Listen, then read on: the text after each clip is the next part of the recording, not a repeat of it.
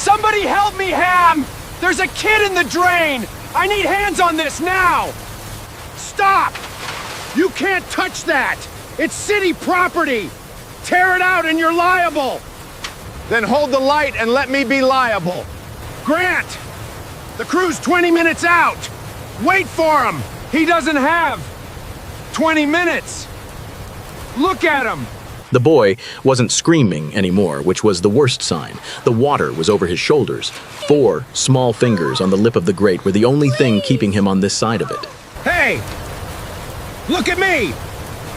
Not the water, look at me!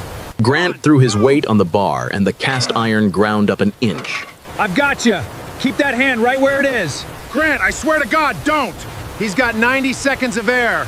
I've got a bar. You'll lose your license now. You'll get sued, thing. You can arrest me on dry land. Right now, Pari. Hands on this bar, or get out of my light. Nash didn't take the bar, but he stopped yelling and tipped his flashlight down into the hole. That's it. Keep it right there.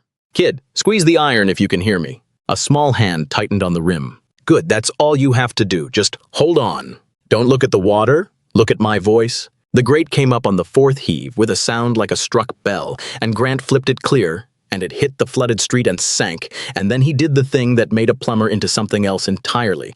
He didn't jump in blind. He put one hand flat on the concrete collar and read it. The pull of the water, the direction it wanted to go, the little back eddy on the downstream side where a body would get pinned against the pipe throat. And he went in feet first and controlled, one arm hooked over the rim, the other reaching down along the wall of the pipe the way you reach along a wall in the dark when you already know the room. He found the boy by the shoulder. He got a fist in the back of the boy's jacket, and he braced his boots against the far side of the throat, and he pulled. Steady, not a panic yank. A panic yank breaks the grip and loses the kid downstream. Steady, hand over hand, until the boy came up out of the water against his chest, coughing, alive. There he is, Grant said, mostly to himself. There he is. He passed the boy up into the light, into a dozen hands that had finally decided to help, now that the hard part was done, and he hauled himself out after and lay back in 6 inches of cold-moving water and breathed. Kayla Price got to her son, his name was Sawyer, before anyone could stop her, and she went down on her knees in the flood and held him and made sounds that weren't words. And Grant Cobb, who was already up, already checking the boy over her shoulder, 2 fingers on a small wrist, watching the chest rise and fall because you check the patient before you check yourself. That was the oldest rule he had. Grant Cobb looked for 1 second like a man who had done this 1,000 times somewhere far away with no windows and no light at all. How'd you know where he'd be down there? Kayla said, staring up at him. You went in like you could see. You can't see. Water like that. You can't see your own hand. He was still watching the boy breathe.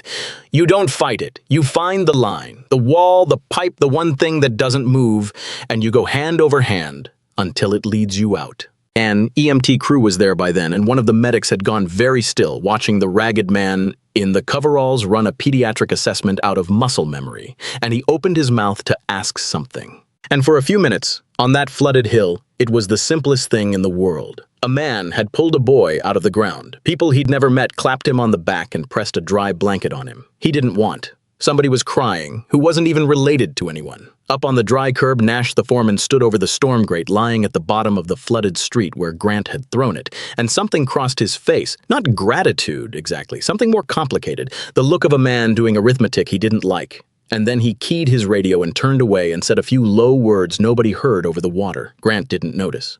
Grant was watching a boy breathe.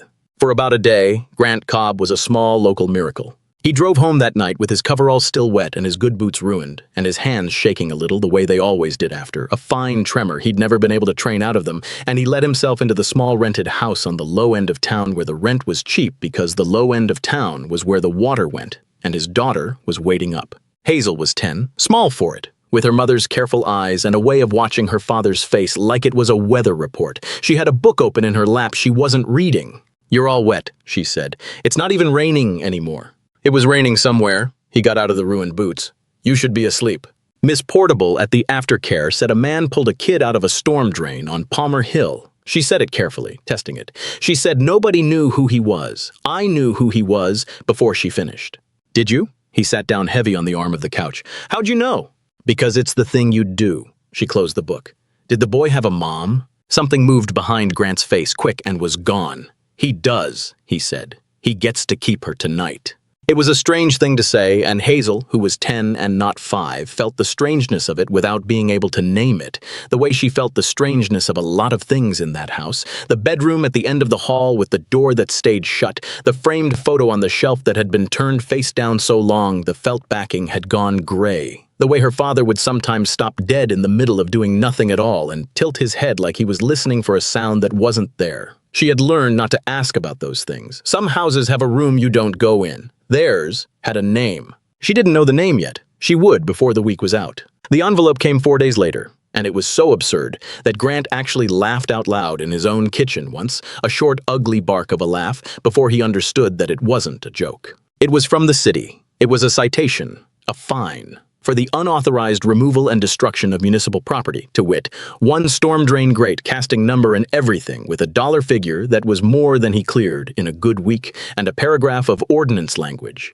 And, worst of all, a line that made his stomach drop, a note that the removal of the grate had created a public safety hazard, and that the matter had been referred for review. Referred for review. They weren't just fining him for the grate. They were building a story where the grate had been fine, and the drowning had been an accident, and the only actual danger anyone had created that day was a strange man with a pry bar who ripped a hole in a city street. He stood there with the paper in his hand, and the old cold feeling came up in him, the one he'd spent 8 years, learning to sit very still around, because he had seen this exact machine before. He knew what it was. It wasn't stupidity. Stupidity you can fix. This was a choice. Kayla Price found out about the fine before he could decide what to do about it, because in a town that small everything travels, and she showed up on his porch the next morning with her son's inhaler in her purse and her jaw set. "They're fining you," she said, "for the grate. For the grate. You put your whole arm down a storm drain and pulled my kid out of the ground, and they're mailing you a bill for the piece of metal you moved to do it." She was shaking. "I already called them. I already told them I was there, that Sawyer was going under, that you—" Her voice caught. "The woman on the phone said she understood my feelings, but that municipal infrastructure has protocols. Protocols. It's not really about the grate, Mrs. Price." "Then what is it about?" Grant looked out of the low end of town, where the gutters were still running gray, and he didn't answer her, because the answer had a name in it, and he wasn't ready to say the name to a stranger on his porch. The town split over it the way small towns split, quietly, along lines that had always been there. On the one side, there were people like Kayla, who'd been on Palmer Hill and seen what they'd seen, and who started saying it out loud in the diner and at the ball fields that the city was fining a man for saving a kid. On the other side, there were people who had never in their lives had to think about a storm drain, and who found it easier to believe that if the city was fining somebody, the somebody had probably done something to deserve it. And in the middle, there was the low, corrosive thing that always shows up. A couple of anonymous posts on the town's message board wondering in a concerned tone whether it was really appropriate for a man with that kind of history. They didn't say what history, they let you fill it in. To be putting his hands on other people's children at all. Grant read exactly one of those and then never read another, but he read that one, and it sat in him. Hazel got a version of it at school. She came home on the 3rd day with her jaw set in a way Grant recognized, because it was his, and it took him until dinner to get it out of her. A boy named Sackett had said Hazel's dad broke a city street and had to pay for it, and Hazel had said her dad pulled a kid out of a hole and the city should pay him, and it had gone from there, and there was a scuffed knee involved. "I didn't cry," she said, defiant, daring him to be mad. "I want you to know I did not cry." "I know you didn't," Grant said, and he cleaned the knee, and he did not tell her to keep her head down, because he was so tired of keeping his own head down that he couldn't in good conscience ask it of a 10-year-old. He found out what it was about 2 days later, when the man himself came to see him. Warren Tate was the city's director of public works, which in a town like that also made him the man in charge of risk. The man whose whole job, at the bottom of it, was making sure the city never had to pay for anything it could avoid paying for. He was maybe 55, and he wore a pressed shirt with no tie. And he had the calm, tired, reasonable manner of a man who had never once in his life raised his voice because he had never once needed to. He sat at Grant's kitchen table like it was a conference room, and he laid a single sheet of paper on it and turned it to face Grant. "I'm going to be straight with you because I think you're a serious person," Tate said. "This citation is a headache for both of us. You don't want to pay it, I don't want to litigate it, so here's a way this ends clean." He tapped the page. "You sign this. It's a mutual release. The city withdraws the citation. You agree not to pursue any claims. Everybody acknowledges it was a chaotic situation and no one's really at fault, and by Friday this is over and you never hear from us again." Grant looked at the paper and didn't touch it. "And I don't say anything about the grate. There's a non-disparagement clause. Yes, standard. Tate smiled a little, the way you'd smile at a slow colleague. Look, you did a brave thing. Nobody's disputing that, but if we start pulling on the thread of whether one grate was up to some spec, we're going to be here for years, and lawyers get paid and you don't, and at the end of it, a single father with a construction income and no attorney is going to be exactly where he is now, except tired. Take the clean version. And Grant almost did. That was the part he could never explain to anyone afterward, how close he came, sitting at his own table with his daughter's cereal bowl still in the sink, to picking up the pen. Because Tate was right about one thing. He was one man with a wet van and a 10-year-old and no lawyer, and the city was the city. I'll think about it, he said.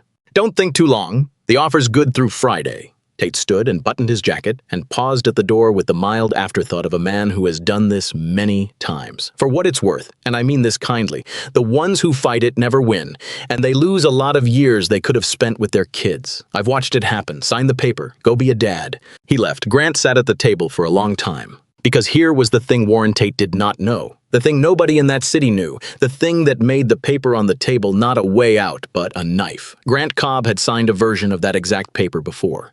8 years before. And the reason he'd signed it, the reason he'd taken the clean version and gone quiet, was lying under a headstone on the north side of town with a name on it that Grant had not said out loud since the day they cut it into the granite. Hazel felt the change in him before she understood it, the way she felt everything. Why won't you just fight it? She asked him that night, standing in the kitchen doorway in her 2 big pajamas.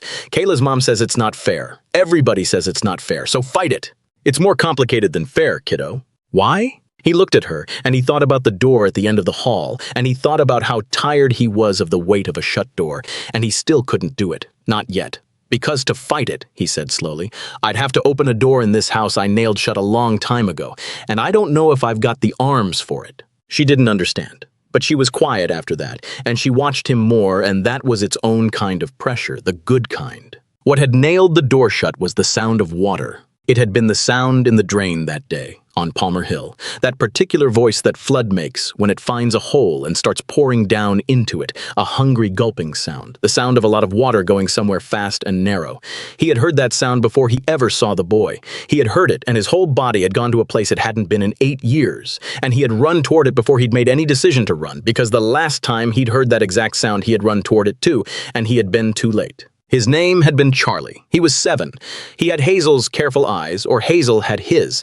It went that direction. She was 2 and he was 7, the big brother, the one who held her bottle and narrated her cartoons. Grant back then had not been a man who unclogged drains.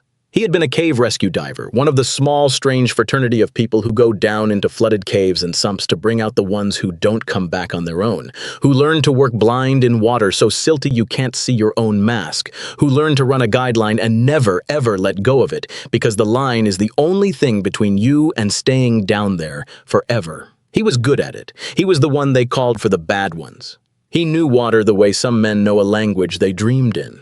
And on a wet spring afternoon 8 years ago, in this same town, in a drainage channel 2 streets over from where they lived, after a storm, exactly like the storms this town always got, his son had been playing where the neighborhood kids always played, in the dry culvert that ran behind the ball fields. The one everybody knew about, the one with the low concrete lip and the wide dark mouth, the one that turned into a river without warning when the water came down off the north grade.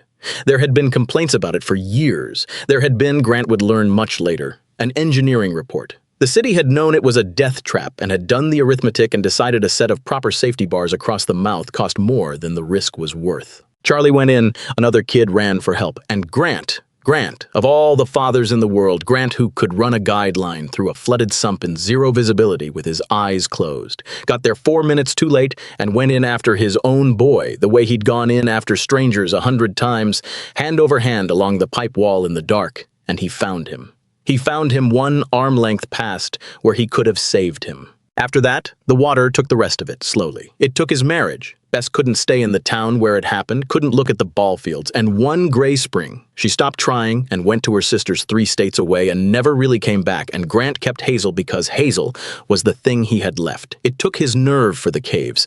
He did volunteer swiftwater rescue for a few years after, throwing himself at every flood call in 3 counties like a man trying to fill a hole that had no bottom, pulling other people's children out of other people's water. and it never once made it even, and eventually it hollowed him out and he stopped. And he became a man who listened to water in pipes for a living, because it was the only thing he still knew how to do that didn't require him to hope. He never said the name. He turned the photo face down. He nailed the door shut. And he taught his surviving child one thing, over and over, the only prayer he had left. If you're ever lost, if you're ever in over your head, find the line. Find the one solid thing that doesn't move, and go hand over hand, and it will lead you out. I had not known, when he pulled Sawyer Price out of that drain, that the city he was about to fight was the same city, and the report he was about to find was filed in the same drawer as another report, 8 years older, with his own son's name on it. The engineer found him first. Her name was Rachel Stern, and she worked for Public Works under Warren Tate, and she had been carrying something heavy for 3 years, and the Palmer Hill story had finally made it too heavy to keep carrying. She showed up at his van at a job site with a travel mug of gas station coffee she didn't drink and got straight to it. 3 years ago, I did a hazard assessment on the storm drain retrofit program, she said. The old grates, the ones without the anti-entrapment bars. I flagged them, all of them. I wrote a memo. I used the word fatal because it was the accurate word. She looked at the ground. It went up to Tate. He filed it under a budget review and deferred the whole program to a future fiscal year that keeps not arriving. And I let him. 3 years I've watched those grates sit out there and I've said nothing. Because I've got a mortgage and a pension and a boss who remembers who's a team player. And then I read that they fined you for pulling that kid out. She finally looked up at him. I'm done being a team player. Grant looked at her for a long moment. You can lose your job. I can lose my job, she agreed. You almost lost your whole self down a hole to save a stranger's kid. I think I can risk a job. It was not as simple as walking into the records room.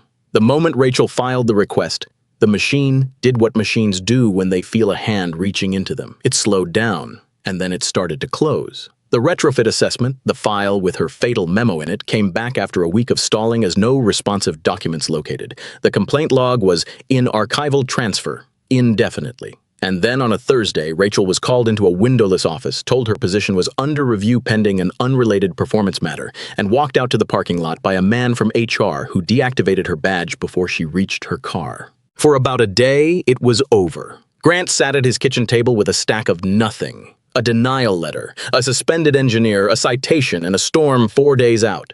And felt the old cold certainty settle over him. The exact one Warren Tate had said out loud. The ones who fight it never win.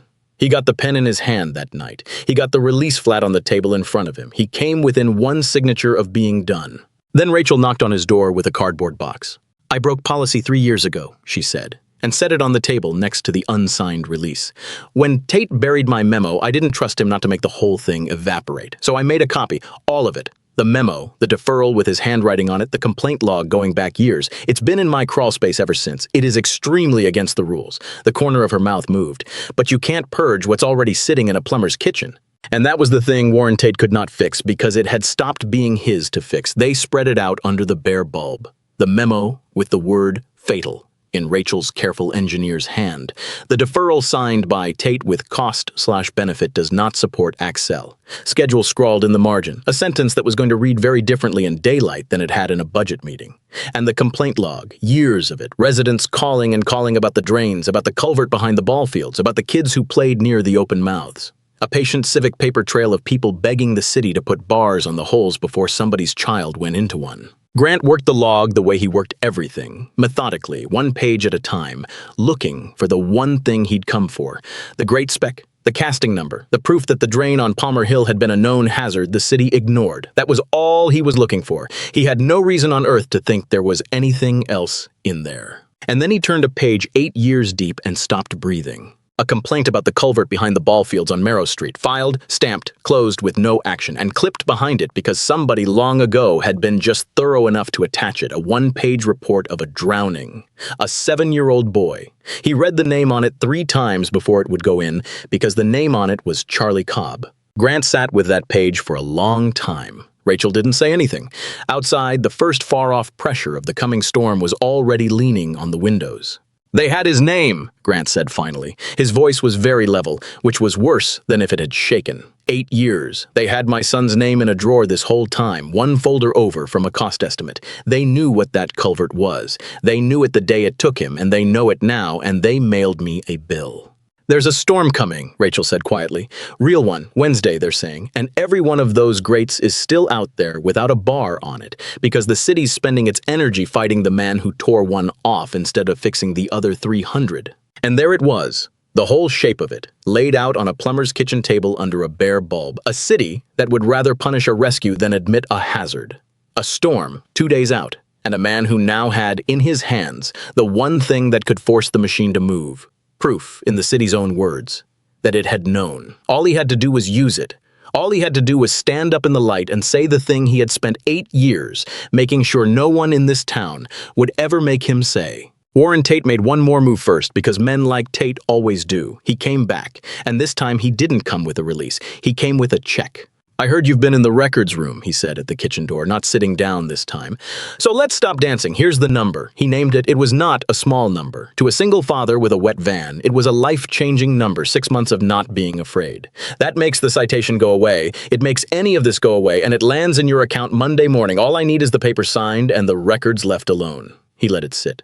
Take the check, Grant. Protect your daughter. Nobody on earth would blame you. You've already given more than any man should have to give. And he was right about that, too. That was the terrible thing about Warren Tate. He was always a little bit right. Grant looked at the check, and he looked at the shut door at the end of the hall. And he thought about Hazel asleep behind the other door. And he thought about the number and what it would mean to never be afraid of a Monday again. And then he thought about a one-page report in a drawer, one folder over from a cost estimate, with his son's name on it, and how the whole reason it had been allowed to sit there for 8 years was that 8 years ago a broken father had taken exactly this kind of clean version and gone quiet, and the going quiet had let the culvert stay a culvert, and the grates stay grates, until the day one of them nearly ate another woman's son. No, Grant said. Tate blinked once, the only crack he ever showed. I'm sorry. You should be, Grant said, but not to me. He said the name to Hazel first. That mattered to him later, that she heard it from him in their own kitchen before she heard it in a room full of strangers. He sat her down at the table where the records were spread out, and he turned the photo on the shelf back over, the one that had been face down so long the felt had gone gray, and he set it in front of her. A little boy, 7, with her eyes. His name was Charlie, Grant said. He was your brother. Hazel looked at the photo, and then at her father. And the whole careful architecture of that quiet house shifted on its foundation. You had a brother, Grant said, and his voice did the thing it had not done in 8 years, and he let it. He was 7. He drowned in a drain 2 streets from here when you were 2, and it was not an accident, and it was not nobody's fault, and I have spent every day since then making sure this house was so quiet that the water couldn't find us again. I taught you to find the line because I couldn't find him in time, and I have been about to sign a piece of paper that says none of it happened, to keep you safe, and I can't do it, baby. I can't put another kid in that drawer, not even to protect you. Do you understand? I'm about to make our whole lives loud, and it might cost us, and I need you to know why before I do it. Hazel Cobb, 10 years old, looked at the photograph of the brother she'd lived beside as a ghost her whole life, and then she got up and came around the table and put her arms around her father's neck, and she said into his shoulder, the thing that broke him and put him back together in the same breath. You should say his name louder, she said. He's been quiet for so long. That night, after she was asleep, Grant did a thing he had not done in years. He drove to the north side of town, to the little cemetery on the rise where the water never reached. And he stood in front of a small granite stone in the dark with the rain not quite starting yet, and he read the name he had not let himself say, cut into the stone where it had waited for him the whole time. He didn't talk to it. He'd never been able to do that, the talking to stones thing. It had always felt like a lie. He just stood there and let himself be a man with a dead son for a while, out loud, in his own body, instead of a man with a nailed shut door. And he found, standing there, that the thing he'd been most afraid of for 8 years, that saying the name would break him, wasn't quite true. It didn't break him. It had already broken him a long time ago. The silence was just the cast he'd worn over it. What saying it did was something else. It made the boy real again. It turned Charlie back from a wound into a person, and a person you can carry, where a wound just carries you. He practiced the speech in the van out loud on the drive home, and he threw all of it away by the time he pulled into the drive, because he understood he didn't need a speech. He only needed to not be quiet anymore. The city council met on Tuesday night, one day before the storm, in a linoleum room with folding chairs. And it was not a dramatic room, and there was no gavel banging and no lawyer springing a trap. There was just a man in clean coveralls who had asked to speak during the public comment period, standing at a little microphone on a stand with a folder in his hands and his daughter in the second row. "Most of you know I got fined for the storm drain on Palmer Hill," Grant said. The one I opened to pull the price boy out of. "I'm not here about the fine." He opened the folder. "3 years ago, one of your own engineers wrote a report that said the grates on your storm drains, the cheap ones, the ones without the bars, were, and I'm quoting her word, fatal. It went to your public works director. He wrote in the margin that fixing them faster didn't pencil out, and he filed it. It's here. It's your own paper. I'm not making it up. You wrote it." The room had gone very still. "But that's not really why I'm up here either." He set the folder down on the little podium, and he stopped reading. And he looked up at the council and at the town, and he said the rest of it with nothing in front of him at all. 8 years ago, there was a culvert behind the ball fields on Merrow Street. People called the city about it for years. It's in your complaint log. I've got that too. And 8 years ago, it flooded in a storm just like the one that's coming tomorrow night. And it took a 7-year-old boy, and there's a 1-page report about it in your files, filed one folder over from a cost estimate, and nobody ever did a thing. His voice was steady and level, and it filled that little room to the corners. "His name was Charlie. He was my son. I'm the one who went in after him, and I got there too late. And I have not said his name out loud in this town in 8 years because saying it didn't bring him back, and it hurt too much to say it for nothing." He looked at Hazel in the second row, and she was crying, and she nodded at him, once, the way you nod at somebody on the other side of the line. "But I'm saying it for something now. His name was Charlie. There is a storm coming tomorrow, and every one of those grates is still out there, and you have spent the last week fining me instead of fixing them. So I'm going to stand here and say his name, and I'm going to keep saying it until it stops being a line in a budget you can defer and starts being a boy you have to look at. Charlie, his name was Charlie. Fix the grates." Nobody in that room moved for a moment. And then, in the second row, a 9-year-old boy named Sawyer Price, who was there with his mother because his mother had insisted they be there, started to cry too, and Kayla Price stood up. And she didn't make a speech, she just stood, and then the woman next to her stood, and then it was most of the room, and a city council that had been fully prepared to move on to agenda item 7 found that it could not, on the night before a storm, in front of its own neighbors, keep pretending a boy was a casting number. The records did the rest, because records don't cry and can't be moved and don't care whose face is on a banner. Rachel Stern's memo with the word fatal in it went to the newspaper and to the county, and to a lawyer who took Kayla Price's calls for free. The deferral with Warren Tate's own handwriting in the margin went with it. The complaint log went with it. And so, quietly, with the family's permission, did the 8-year-old report with a child's name on it. And once the city's own knowledge was out where the city could no longer misplace it, the story the citation had tried to tell, dangerous drifter, damaged infrastructure, chaotic accident, simply had no floor left to stand on. It fell apart into what it had always been, a father who tore a trap open to save a child, and a bureaucracy that would rather bill the father than admit the trap. The fine was voided in a single line of a follow-up letter, the way institutions void the things they're ashamed of, with no apology attached. Warren Tate was placed on administrative leave within the week, and then it became something more than leave. As the county opened its own look at how a report that said fatal had spent 3 years under a cost-benefit note. And in the 36 hours before the storm, the same public works crews that had been sent to document Grant's damage were sent out around the clock instead to do the thing that should have been done years before, to bolt anti-entrapment bars across the mouth of every storm drain on the low end of town, one after another, in the rain that was already starting to fall. It was not only city crews. Word had gone around the low end of town the way word does, and by the second night there were people out in the rain who had no business being out in it. The man who ran the hardware store, who'd opened up at midnight and was handing out anti-corrosion bolts at cost, and then when he did the math on his own conscience, for free. A retired pipe fitter who knew how to set an anchor in wet concrete and taught 3 younger men how in the beam of a truck's headlights. Kayla Price in a poncho with a thermos, working her way down the line of laboring crews because she couldn't set a bar, but she could make sure the men setting them stayed warm and knew that somebody had seen them do it. Grant worked with them. Of course, he worked with them. He could not have stood on dry ground if you'd paid him. He set bars until his hands were past feeling, alongside men who a week ago had wondered in a concerned tone about his history, and none of them said anything about that now, and that silence was a better apology than any of them could have spoken. Nash the foreman ran one of those crews. He found Grant standing at the top of Palmer Hill in the dark between drains, catching his breath, watching the water start to rise, and for a while neither man said anything. Then Nash, tightening the last bolt on a new bar, spoke without looking up. "That day," he said, "on the hill, I should have put my hands on the bar with you." He stood and wiped the rain off his face. "I've been telling myself I was following procedure, but I think I was just scared to be the one who did the wrong thing on paper." He finally looked at Grant. "I should have held the light."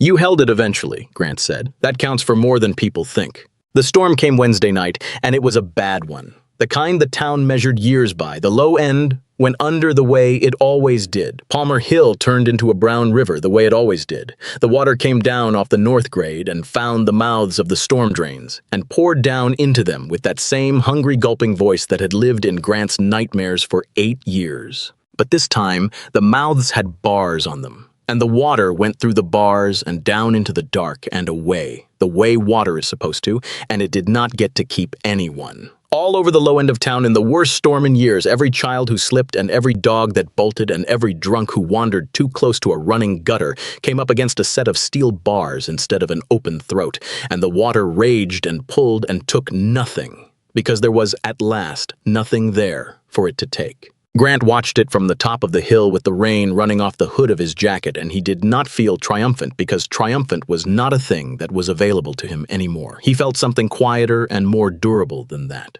He felt like a man who had finally set down a weight he'd been carrying so long he'd forgotten it wasn't part of his body. I went home, and Hazel was awake, because no child sleeps through a storm like that, and she was sitting on the couch with the framed photo of her brother in her lap looking at it, getting to know a face she'd been forbidden her whole short life. "Is that why you always tell me to find the line?" she asked, when he sat down beside her, soaked. "So the water can't keep me?" "That's why," Grant said. "So the water never gets to keep you." And then he did the thing he had not done in 8 years, the thing he'd been too broken and too scared and too quiet to do. He told her about her brother, not the drowning, him, that Charlie had been a terrible loser at every board game and would flip the table sooner than take a defeat. That he'd narrated her cartoons for her in a dozen bad voices, that he'd held her bottle, that he'd wanted, more than anything that year, to be a diver like his dad, and that Grant had promised to take him down to the calm clear springs when he was old enough and hadn't gotten to. Hazel listened the way she'd never listened to anything, and when the storm finally broke toward morning and the water in the streets began, at last, to run clear, they were both still awake, and the door at the end of the hall was open, and the photograph was standing up on the shelf where it belonged. There is a grate at the top of Palmer Hill now, with a set of bright new bars across its mouth, and if you were driving by on a dry day, you would never look at it twice. But the first hard rain after they changed them, Grant Cobb parked his van at the top of that hill and stood in the weather and watched the water pour through the bars and down into the dark and away, taking nothing, and his daughter stood next to him under one umbrella that didn't cover either of them, and after a while she took his hand. "You can still hear it," she said, watching the water go down. "The drain, the sound." "I'll always hear it," Grant said. "That part doesn't go away. You just stop being afraid of what it means." He squeezed her hand. "It means the water's going where it's supposed to go. It means it came for somebody today and it didn't get them." He looked down at her, at her brother's eyes in her face. "That's the sound of a name that got said in time." His phone buzzed against his leg. He almost didn't look. When he did, it was a number he didn't know, a message forwarded through somebody who'd been at the council meeting the week before. "My son's school is over on the east side, off Cedar. There's a drain by the crosswalk, same kind yours was. Nobody here will listen to me either. Would you come look at it?" Grant read it twice. Then he lifted his head and looked east, across the low wet roofs of the town he'd spent 8 years trying to stay quiet in, toward the neighborhoods the crews hadn't reached yet, where the grates were still the old kind, the cheap kind, the open-mouth kind. And past them, out over the far edge of the county, the sky was already going the particular bruised color it went before the water came down. I didn't answer the message yet. He put the phone back in his pocket and stood there in the rain a while longer with his daughter's hand in his, watching one drain, on one hill, finally do the thing it was built to do, and looking past it at all the ones that weren't done yet. "Come on," he said to Hazel, when the rain began to come harder. "Let's get you dry." But he took one more look east before he turned around.